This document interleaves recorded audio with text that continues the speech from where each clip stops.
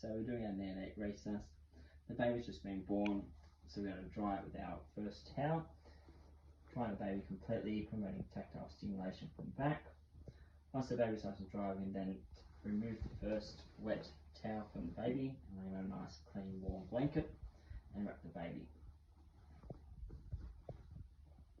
Once the baby's all wrapped up, we can then assess the airway, make sure the baby's in a sniffing position and the airway is clear.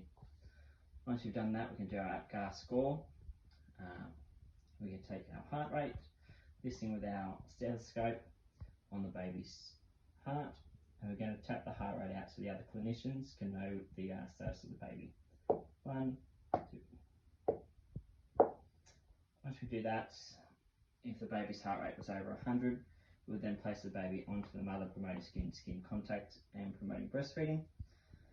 If the heart rate is less than 100 but it's greater than 60, we need to do 5 aeration breaths with a bag valve mask, making sure that the baby's face mask fits properly over the baby's face by placing the bottom of the mask in the cleft of the chin and rolling it on the patient's face, making sure that the mask doesn't go into the baby's eye sockets and there's a nice clean fit. Our aeration breaths are going to be about 2 to 3 seconds long, and we're going to do 5 of them. Once we get our mask onto the patient, we're going to hold it on with a C grip and an E grip, making sure we have a tight seal around the mouth.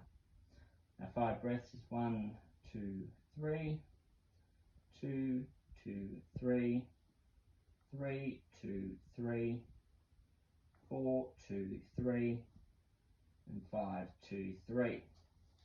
Once we've done that, we then reassess our heart rate. Again, tapping the heart rate out so the other clinicians can hear as well. Once we've assessed our heart rate, if it's still less than 100, but it's greater than 60, we need to do 30 seconds worth of ventilation breaths. So this time we hook that oxygen up to our bag valve mask, and our breaths are 1 second on, 1 second off, and this goes on for 30 seconds. So again, we make sure we get our tight seal on our face. It's 1 second on, 1 second off, 1 second on, 1 second off, and this goes on for 30 seconds, where we then reassess the patient's heart rate. Again, we tap the heart rate out.